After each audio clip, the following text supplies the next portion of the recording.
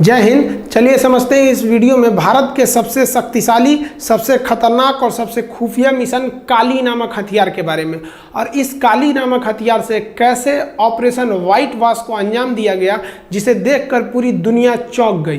काली को सबसे पहले भाभा एटॉमिक रिसर्च सेंटर यानी बार्क ने एक इंस्ट्रूमेंट के तौर पर बनाया था ताकि यह अपने सैटेलाइट्स को सुरक्षा दे सके, उन्हें प्रोपेल कर सके और उन पर पड़ने वाले इलेक्ट्रोमैग्नेटिक वेव से उनकी सुरक्षा कर सके।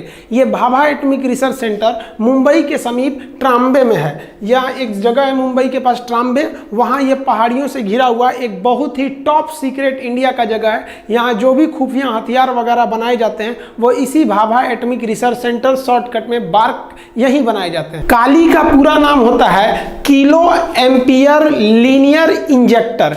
ये एक बहुत ही हैवी वर्क, देखिए आप देख रहे हैं किलो एम्पियर मतलब 1 किलो एम्पियर, तो उतने हैवी इंपल्स को ये किसी एक जगह लीनियर यानी सीधे में इंजेक्ट करता है, डाल देता है वहाँ पर। काली की सबसे बड़ी खराबी क्या है, इसका साइज बहुत बड़ा है। बहुत बड़ा साइज होने की वजह से इसको हम आसानी से एक जगह से दूसरे जगह पे नहीं ले जा सकते हैं, तो इसको किसी बड़े जहाज में या फिर पानी वाले शिप पर सेट कर दिया जाता है। काली के कई वेरिएंट हैं, अभी काली 1000 सबसे खतरनाक है। काली का विचार 1985 में भाभा एटॉमिक रिसर्च सेंटर से आया था। काली जो सबसे खतरनाक वेरिएंट है काली 1000, वो 40 गीगावाट का एनर्जी रिड्यूस करता है। अब 40 गीगावाट समझिए, भारत का सबसे ज़्यादा आबादी वाला राज्य उत्तर प्रदेश है। इसको बिजली की खपत सबसे ज़्यादा ज़रूरत है, क्योंकि ज़्यादा लोग रहेंगे ज़्यादा बिजली लगेगी।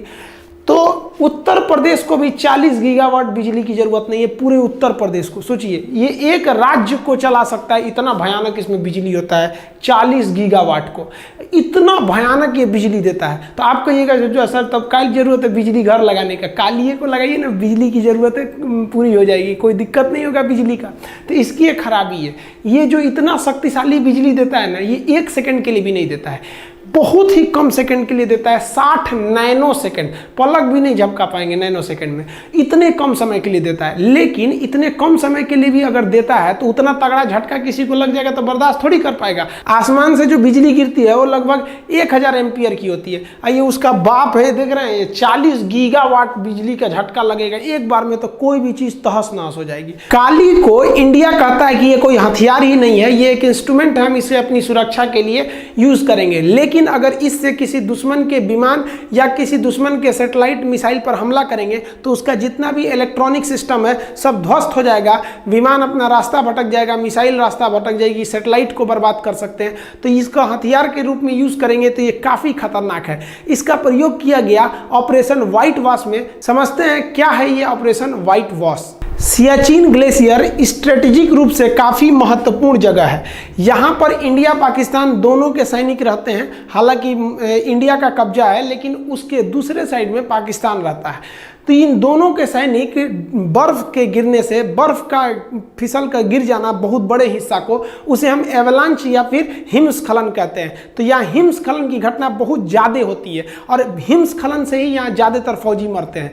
तो यहाँ पर रॉ के खुफिया एजेंट के दिमाग में एक आइडिया आया कि जब बर्फ को इतना तेजी से नीचे खिसकता है, ये एवलांच होते हैं, तो अगर हम लोग खुद से एवलांच ला दें तो हथियार चलाने की ज़रूरत ही नहीं है। तो रॉ और DRDO ने मिलकर काली को यहाँ पर अटैक करने का प्लान बनाया। लेकिन काली में सबसे बड़ी खराबी क्या है, काली का साइज इतना भयानक है कि उसको इतना ऊपर चढ़ाना मुश्किल हो जाएगा। दूसरा, काली जब भी जलती है तो इतना ज़्यादा हीट प्रोड्यूस करती है कि जहाँ रख के आप काली को इंजेक्ट करिएगा, जैसे मान लीजिए यहाँ से हमको इस पर इंजेक्ट करना है ताकि ये वाला बर्फ इतना टूट कर नीचे गिर जाए, तो यहाँ इतना हीट प्रोड्यूस कर देगा ये काली कि ये वाला हिस्सा भी गल जाएगा। तो उसको भी ले जाएंगे तो आप भी लेके चले जाएंगे। दूसरा, इसको चलाने के लिए इलेक्ट्रिसिटी भी बहुत ज़्यादा चाहिए।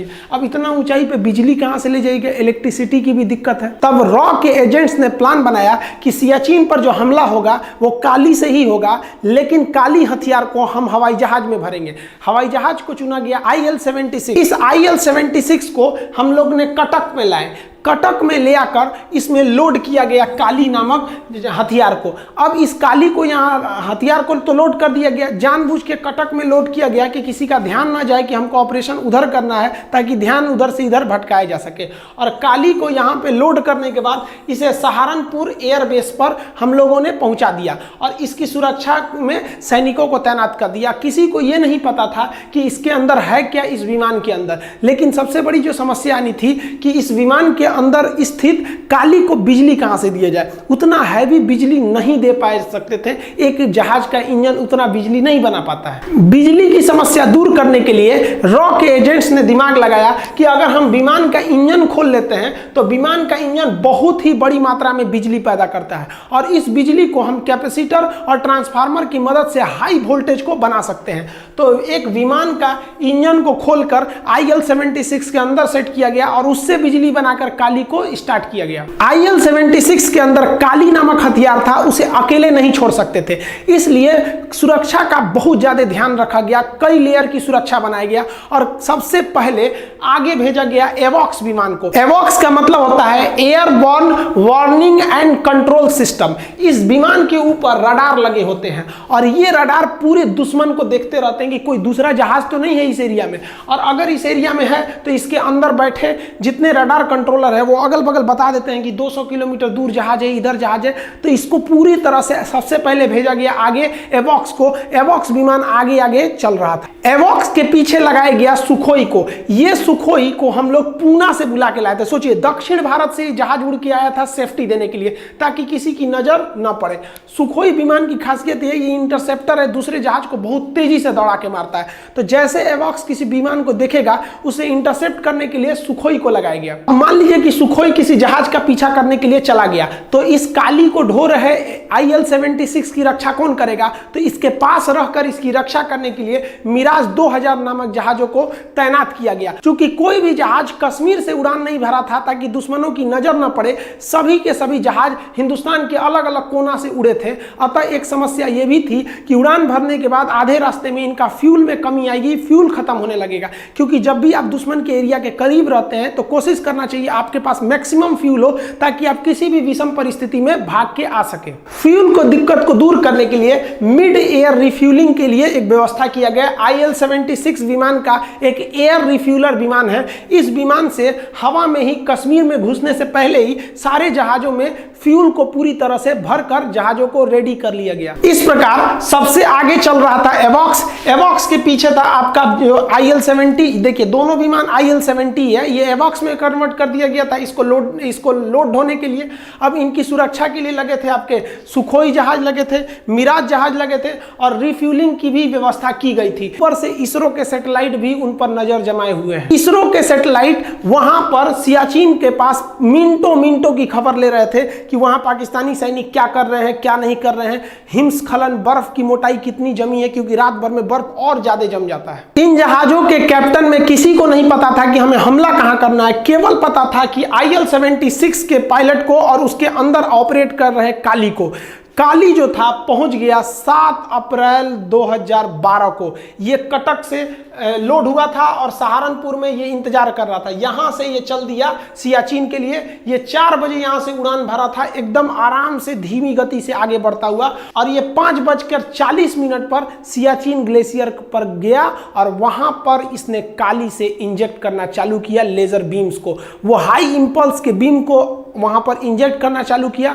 इसके इंजेक्ट करने से हाई बीम के क्षमता से वहां एक हैवी एवलांच, एक बहुत बड़ा हिमस्खलन, एक बहुत बड़ा बर्फ का चट्टान जो था वो नीचे से खिसक गया और वो नीचे गिरने लगा। इसके गिरने की रफ्तार 300 किलोमीटर प्रति घंटा थी। बुलेट ट्रेन की रफ्तार से ये बर्फ गिर रहा था। इसकी खबर पाकिस्तान को जब तक लगे कि बहुत देर हो चुकी थी, इतनी तेज रफ्तार के आगे आप कुछ भी नहीं कर सकते हैं, ये 15 मिनट के अंदर 15 मिनट 80 फीट मोटी बर्फ की चादर बिछ गई। सोचिए 80 फीट, लगभग 8 से 9 मंजिला ऊंचा बर्फ ढक गया पाकिस्तान के जो वहां बंकर्स थे उनके ऊपर। इन बंकर्स में पाकिस्तान के 124 जवान दबकर मर गए। भारत का एक टॉप सीक्रेट मिशन कंप्लीट हो गया। इसे नाम दिया गया था ऑपरेशन व्हाइट वॉश। ये इतना सीक्रेट था कि इंडिया की कोई भी गवर्नमेंट, कोई भी ऑफिशियल संस्था इसे मानने से इनकार करती है। पाकिस्तान ने अंतर्राष्ट्रीय दबाव बनाया, लेकिन भारत ने उसे सिरे से नकार दिया। उसने कहा कि काली नाम का कोई हथियार ही नहीं है, ऑपरेशन व्हाइट वॉश कुछ भी नहीं है, ये हम इसको इनकार करते हैं। लेकिन भारत का ये टॉप सीक्रेट आने वाले फ्यूचर में सियाचिन या द्रास बैटालिक सेक्टर में लड़ाई में काफी महत्वपूर्ण भूमिका निभाएंगे। ऐसे ही भारत का एक और टॉप सीक्रेट मिसाइल बन रहा है, शौर्य मिसाइल। ये हाइपरसोनिक होगा। इसके लिए एक सेपरेट वीडियो बना देंगे। मिलते हैं हम लोग अगले वीडियो में, तब तक के लिए जय हिंद।